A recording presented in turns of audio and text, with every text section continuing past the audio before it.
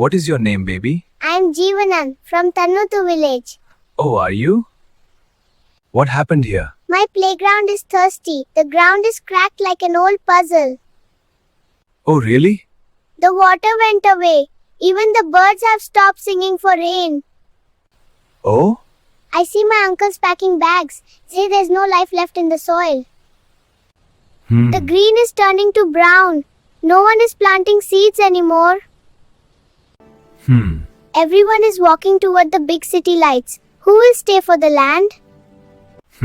If we all leave, the village will become a ghost town of dust.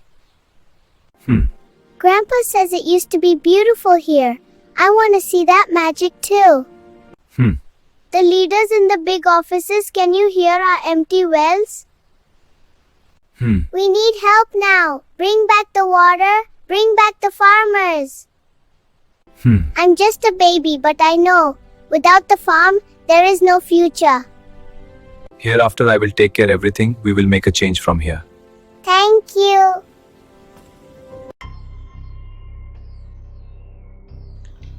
Hello friends, நான் தான் உங்கள் மாணிக்கம். நீங்கள் பார்த்துன்னு இருக்கிறது உங்கள் மாணிக்கம் வியூஸ் யூடியூப் சேனல். நீங்கள் பார்த்த வீடியோ நல்லா இருக்குங்களா? ஓகே, ஸோ இந்த நெக்ஸ்ட் வீடியோவில் என்ன பார்க்க போகிறோன்னா, நம்ம டிஎன்பிசி குரூப் 4 இம்பார்ட்டண்ட்டாக கேட்குற ஒரு 100 கொஷின்ஸ் பற்றி தான் பார்க்க போகிறோம். ஸோ அதில் வந்து இதெல்லாம் வந்து ரொம்ப ரொம்ப இம்பார்ட்டண்ட்டான அதிகப்படி வாய்ப்பு உள்ளது. இந்த கேள்விகள்லாம் மறுபடியும் ரிப்பீட்டாக கேட்டுனே இருக்கிறது. ஸோ இந்த கொஷின்ஸ் என்னென்னு சொல்லி நான் 1 by 1 அப்படியே ரீட் பண்ணிட்டே வரேன்.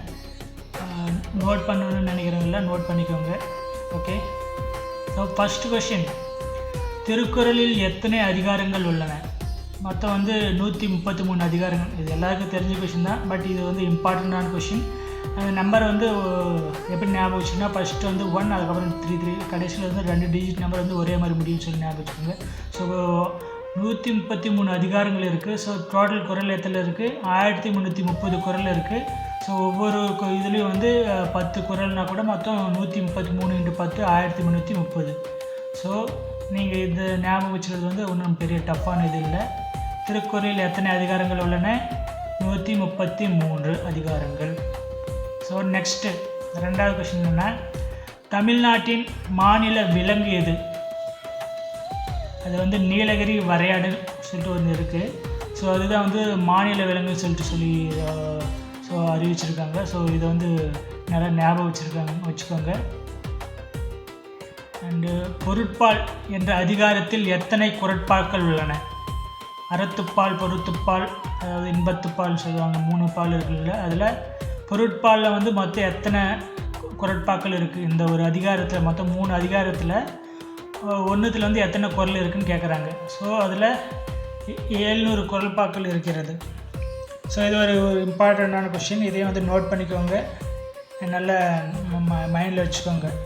பொருட்பால் மொத்தம் எத்தனை குறள் இருக்குது? 700 குறள் இருக்குது. இது வந்து மைண்டில் வச்சுக்கோங்க. அண்டு இந்தியாவின் தேசிய பாடல் எது? ஸோ எல்லாருக்கும் தெரியும், வந்தே மாதரம். இதுதான் வந்து தேசிய பாடல் இந்தியாவுக்கு. ஸோ பின் வருவனற்றுள் எது பிறவினை வாக்கியம்? இது ஆப்ஷன்ஸ் எல்லாம் கொடுக்குற ஒரு 4 ஆப்ஷன் இருந்துச்சு. அதில் வந்து ஆன்சர் மட்டும் எடுத்து வச்சுருக்கோம். ஸோ அவனை ஓடச் சொன்னான், இது வந்து பிறவினை வாக்கியம். ஸோ இதை மைண்டில் வச்சுக்கோங்க. அந்த பிறவினை, தன்வினை, பிறவினை, செயற்பாட்டு, இந்த மாதிரி இந்த வாக்கியங்களை தான் இலக்கணத்தில் வரும். தமிழ் வந்து இலக்கணத்தில் வரும். அதெல்லாம் வந்து 1 by 1 ரீட் பண்ணி அது எப்படி வந்தால் எது போடணும்னு சொல்லிட்டு நல்லா மைண்டில் வந்து செட் பண்ணி வச்சுக்கோங்க. ஒரு 4-5 தான் இருக்கும். அது மட்டும் அந்த வாக்கியங்களை மட்டும், இந்த பிறவினை வாக்கியம், செயற்பாட்டு வாக்கியம், இந்த மாதிரி வாக்கியங்கள்லாம் மைண்டில் வச்சுக்கோங்க. ஸோ இதெல்லாம் கண்டிப்பாக ஏதாவது ஒரு கொஷின் கண்டிப்பாக வரும் டிஎன்பிசி குரூப் 4ல். அப்புறம் வந்து நெக்ஸ்ட்டு 6th கொஷின் வந்து, தமிழ்நாட்டின் மிக நீண்ட ஆறு எது? தமிழ்நாட்டில் ரொம்ப நீளமான ஆறு எதுன்னா காவேரி. அது மைண்டில் வச்சுக்கோங்க. காவேரி தான் வந்து தமிழ்நாட்டிலே ரொம்ப நீளமான ஆறுன்னு சொல்லுவாங்க. அண்டு இந்திய அரசியலமைப்பின் தந்தை யார்? இது வந்து 7வது கொஷின். எல்லாருக்கும் தெரியும், நம்ம டாக்டர் B.R. அம்பேத்கர். இவர் தான் வந்து அந்த அரசியலமைப்பு புத்தகத்தை எழுதினால வந்து அரசியலமைப்பின் தந்தைன்னு சொல்லிட்டு எல்லோரும் இதுவரையும் கூப்பிட்டுன்னு இருக்காங்க. அண்ட் நெக்ஸ்ட் கொஷின், ஒளியின் வேகம் எவ்வளவு? ஒரு செகண்டுக்கு வந்து 3 lakh கிலோமீட்டர் அந்த ஸ்பீடில் வந்து தான் அந்த ஒளி வந்து போகுது. ஸோ அதுதான் ஒளியின் வேகம். திருவள்ளுவர் எந்த ஊரை சேர்ந்தவர்? Next 9th question. ஸோ அவர் வந்து சென்னையில் இருக்கிற மயிலாப்பூர் அந்த ஊரில் தான் பிறந்தாப்படி. ஸோ அவருடைய ஃபேஸ் வந்து எக்ஸாக்டாக இவர் இப்படி தான் இருப்பாங்கன்னு சொல்லிட்டு தெரியாது. பட் அவரை கூட இருந்தவங்க பார்த்தவங்கலாம் இந்த மாதிரி இவ்வளோ தாடி வச்சுருப்பாங்க, ட்ரெஸ் இந்த மாதிரி தான் போட்டிருப்பாங்கன்னு சொல்லிட்டு அது ஒரு கற்பனை இமேஜ் தான் திருவள்ளுவர் வருது. ஸோ அவர் பிறந்த ஊர் எது அப்படின்னு சொல்லிட்டு கேட்டாங்க. அந்த கொஷின் வந்து மயிலாப்பூர், சென்னை. ஸோ ஞாபகம் வச்சுக்கோங்க, சென்னையில் பிறந்திருக்காரு. சென்னையில் வந்து மயிலாப்பூர், பூர் என்ன ஊர்?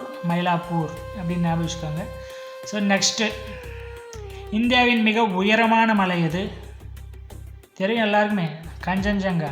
இதுதான் வந்து இந்தியாவிலே ரொம்ப உயரமாக இருக்க த ஹையஸ்ட்டு ஹில்னு சொல்லி சொன்னோன்னா அது கஞ்சன்ஜங்கா.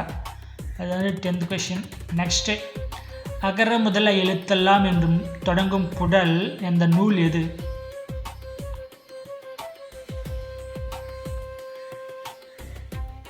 அகர முதல எழுத்தெல்லாம், அதாவது திருக்குறளில் வந்து ஒரு ஃபஸ்ட் குறள் சொல்லிட்டு இது சொல்லலாம்.